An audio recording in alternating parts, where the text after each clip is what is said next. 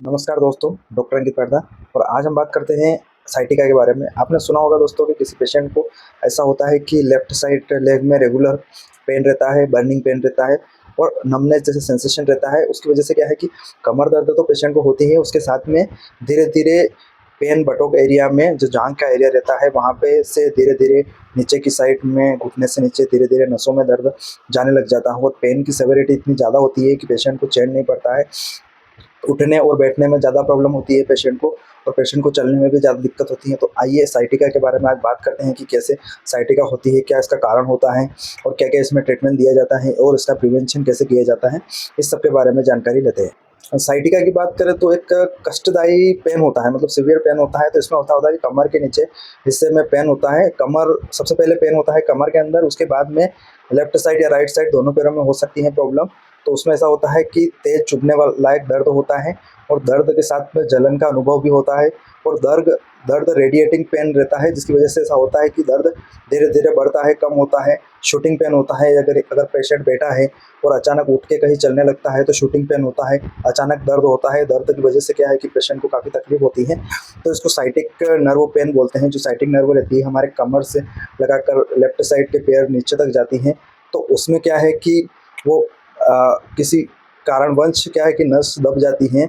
उसकी वजह से क्या है कि ब्लड फ्लो पूरी तरह से नहीं हो पाता है, ब्लड सर्कुलेशन में प्रॉब्लम होती है। उसकी वजह से क्या है कि ये दर्द होने लग जाता है। कभी-कभी मांसपेशियों में सूजन भी हो जाती है क्योंकि पर्याप्त मात्रा में ब्लड सर्कुलेशन नीचे की साइड में नहीं आ पाता है। उसकी वजह से पेशेंट को ज़्यादा प्रॉब्लम होती है।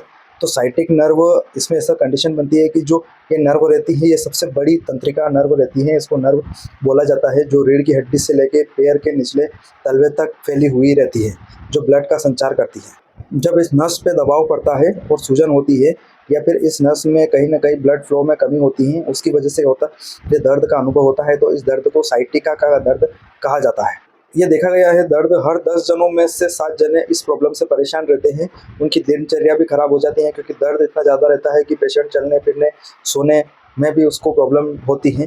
बहुत सारी बार क्या है कि जो जनरल दवाएँ रहती हैं वो भी इसमें काम नहीं करती हैं, तो पेशेंट बहुत ज़्यादा परेशान हो जाते हैं।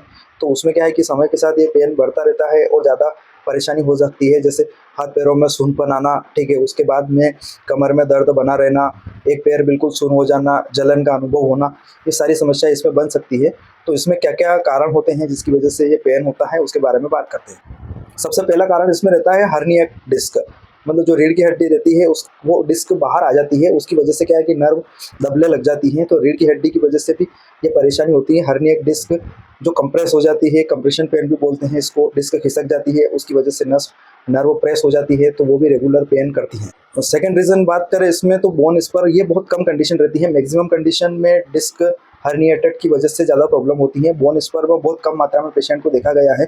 इसमें क्या है कि जो स्पाइन की जो हड्डियाँ रहती है वो बढ़ने लग जाती है, उसकी वजह से क्या है कि नसें प्रभावित होती है, नस दबने लग जाती है, उसकी वजह से भी साइटिका का दर्द होता है।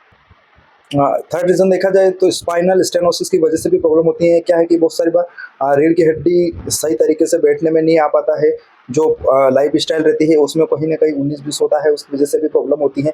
तो रीढ़ की हड्डी क्या है कि टेढ़ी हो जाती है, तो उसकी वजह से क्या है कि टेढ़ी होने के कारण हड्डियों के बीच में जो नसें रहती हैं वो दबने लग जाती हैं, तो उसकी वजह से भी प्रॉब्लम होती है। तो स्पाइनल स्टेनोसिस की वजह से भी ये प्रॉब्लम देखी गई है। थर्ड रीज़न की बात करें इसमें तो डायबिटीज़ की वजह से प्रॉब्लम होती है, क्योंकि नसें कमज़ोर हो जाती है डायबिटीज़ की वजह से, तो उसकी वजह से भी पैरों में पेन होता है। उसको डायबिटिक न्यूरोपैथी बोलते हैं, नसें कमज़ोर होना डायबिटीज़ की वजह से। तो उसमें क्या है कि इसको डिफरेंशियल डायग्नोसिस भी बोल सकते हैं।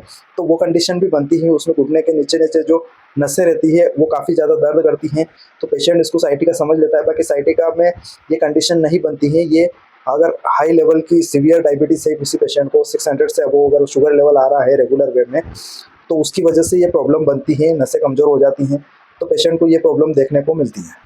एक रीज़न इसमें प्रेगनेंसी की वजह से भी प्रॉब्लम होता है कि प्रेगनेंसी की वजह से पेट के पीछे प्रेशर बढ़ने लग जाता है, नसों पे दबाव पड़ने लग जाता है, तो उसकी वजह से भी नर्व कंप्रेस हो जाती है, तो उसमें भी साइटिका का पेन होने लग जाता है। बाकी क्या है कि ये पेन समय के साथ कम हो जाता है। बाकी क्या है कि ये परमानेंट पेन नहीं रहता है। प्रेगनेंसी में जो साइटिक नर्व का पेन रहता है ये समय के साथ कम हो जाता है।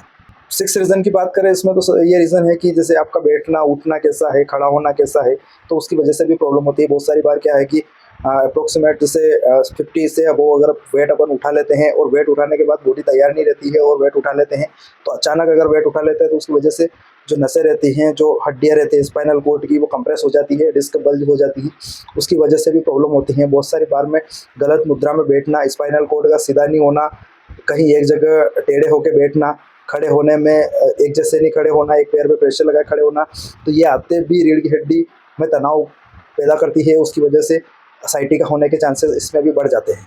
तो आइए बात करते हैं इसमें लक्षण क्या क्या हो सकते हैं, क्या क्या सिम्टम्स इसमें आते हैं, उसके बारे में बात करते हैं। जो दर्द रहता है वो कमर से शुरू होकर पैरों तक फैलने लग जाता है और धीरे धीरे ये बढ़ता है समय के साथ में।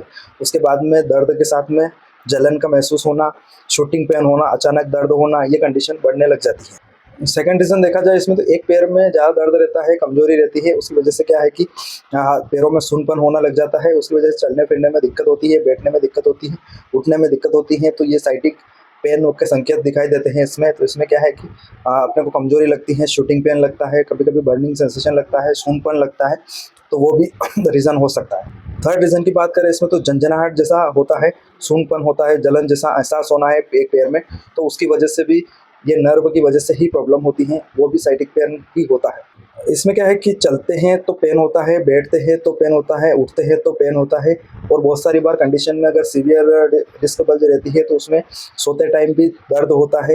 ये दर्द अनुभव समय के साथ बढ़ता रहता है, रात को नींद भी नहीं आती है पेशेंट को, और पैरों में भी कमजोरी महसूस होती है सुनपन की वजह से, कभी कभी जलन का महसूस होना है, तो चलने फिरने में भी पेशेंट को ज़्यादा प्रॉब्लम होती है। इसमें ऐसा देखा गया कि अगर पेशेंट लंबे समय तक खड़ा रहता है तो खड़े रहने में भी प्रॉब्लम होती है, बैठने में भी प्रॉब्लम होती है, ज़्यादा टाइम तक बैठते हैं और खड़े होते हैं तो शूटिंग पेन होता है, अचानक इतना भारी दर्द होता है कि पेशेंट सहन नहीं कर पाता है, और बहुत सारी बार पेन की वजह से पेशेंट रोने भी लग जाते हैं। तो ये क्या है कि लंबे समय तक अगर पेन रहता है, इसका समय से इलाज नहीं हो पाता है, तो इसमें क्या है कि नसों की कमजोरी की वजह से पैर में काफ़ी कमजोरी आ जाती है, जिसकी वजह से पेशेंट को बेड रिडन होना पड़ता है, चलने फिरने में काफ़ी परेशानी का सामना करना पड़ता है। अब पेन सिविरिटी की इसमें बात करें तो कभी कभी पेशेंट को हल्का पेन होता है, कभी कभी असहनीय पेन होता है, इतना ज़्यादा पेन होता है कि पेशेंट सहन नहीं कर पाता है, उसके साथ में जलन का अनुभव होता है, कभी कभी सुनपन भी होने लग जाता है, तो ये एहसास पेशेंट को काफ़ी तकलीफ देता है। इसमें संपर्क करना पड़ता है मेडिकल न्यूरोलॉजिस्ट डॉक्टर से, जो इसका इलाज करते हैं। तो दर्द अगर ज़्यादा है और आपकी ज़िंदगी जो लाइफ स्टाइल है उसको भी परेशानी क्रिएट कर रहा है, आपकी दिनचर्या भी ख़राब कर रहा है, तो उस समय ये चीज़ लेना ज़रूरी है, डॉक्टर से मिलना ज़रूरी है। ठीक है कि दर्द में डॉक्टर से मिलना क्यों ज़रूरी है, इस बारे में बात करते हैं कि दर्द कितना होए। अगर पेशेंट को समय के साथ में दर्द बढ़ता रहता है तो डॉक्टर से मिलना ज़्यादा ज़रूरी है। तो दर्द ज़्यादा होता है, आराम नहीं मिले तो डॉक्टर से मिलना ज़रूरी है। आपको अचानक पैर में कमज़ोरी महसूस होए, दर्द के साथ में सूनपन महसूस होए, जलन महसूस होए, आपको टॉयलेट कंट्रोल करने में प्रॉब्लम होती है, टॉयलेट करने में दिक्कत होती है, तो उस समय भी आपको डॉक्टर से मिलना ज़रूरी है। यदि आप प्राइमरी ट्रीटमेंट लेते हो और उसमें भी दर्द से राहत नहीं मिलती है तो डॉक्टर से मिलना काफ़ी ज़रूरी रहता है। इसमें साइटिका का डायग्नोसिस करने के लिए सबसे पहले शारीरिक परीक्षण किया जाता है, फिजिकल एग्जामिनेशन किया जाता है कि दर्द कहाँ पे है, कौन सी जगह पे है, कैसे दर्द हो रहा है, कैसे कमर से लगाकर नीचे तक दर्द जा रहा है, तो वो सारी जानकारी लेना ज़रूरी है। कैसे आपकी फिजिकल एक्टिविटी को अफेक्ट कर रहा है, उसके साथ में कुछ डायग्नोस्टिक टेस्ट इसमें किए जाते हैं, जैसे एमआरआई और सीटी स्कैन, जिसमें क्या है कि कमर में चेक किया जाता है कि वहाँ पे कौन से डिस्क बल्ज है, वो चेक किया जाता है, कितने क्वांटिटी में प्रेशर पड़ रहा है नस के ऊपर जिसकी वजह से ये दर्द बन रहा है, तो उसकी सारी जानकारी इसमें पता चलती है। बहुत सारी बार स्पाइनल स्टेनोसिस की वजह से भी समस्या होती है, रीढ़ की हड्डी टेढ़ी हो जाती है, तो उसकी वजह से भी ये प्रॉब्लम होने लग जाती है। तो इसमें एक बड़ा रीज़न लाइफ स्टाइल की वजह से ये प्रॉब्लम होती है। मेनली क्या है कि इसमें रीज़न या तो वेट उठाने की वजह से होती है या लाइफ स्टाइल की वजह से होती हैं। तो उसमें क्या है कि मेडिकल डॉक्टर से मिलना ज़रूरी है, और समय समय पर इलाज अगर मिल जाता है तो पेन बिल्कुल ठीक हो जाता है। कुछ फिजिकल थेरेपी भी इसमें प्रेस्क्राइब की जाती है, जिसकी वजह से क्या है कि पेशेंट की लाइफ स्टाइल ठीक हो सके, स्पाइनल कॉर्ड में कोई तकलीफ हो तो उसको भी सही किया जा सकता है। दवाओं की बात करें तो मेनली पेन किलर्स इसमें दी जाती है, मसल रिलैक्सेंट इसमें दी जाती हैं, तो उसकी वजह से दर्द बिल्कुल कम हो जाता है पेशेंट को। एंटी इन्फ्लेमेटरी ड्रग्स भी इसमें दी जाती हैं, फिजियोथेरेपी प्रेस्क्राइब की जाती है, जिसकी वजह से क्या है कि जो अलाइनमेंट रहता है स्पाइनल कॉर्ड का वो सही नहीं है, डिस्क बल्ज रहती हैं, तो जो कुछ कंप्रेसिव एक्सरसाइज रहती है जो डिस्क को सही करने की कोशिश करती हैं, और फिजियोथेरेपी से भी काफ़ी पेशेंट को राहत मिलती है। कुछ योगास रहते हैं वो भी पीठ को सही करने में हेल्प करते हैं। खिंचाव और मुद्रा सुधारक टेक्निक्स रहती हैं। गर्म या फिर बर्फ़ की सिकाई भी आप कर सकते हो, तो उससे भी राहत मिलती है पेशेंट को काफ़ी। इसमें बहुत सारी केसेस में क्या है कि स्टेरॉइड इंजेक्शन भी दिया जाता है पेशेंट को, नस के आसपास दिया जाता है, जिससे क्या है कि इन्फ्लेमेशन कम हो सके, पेन में राहत हो सके।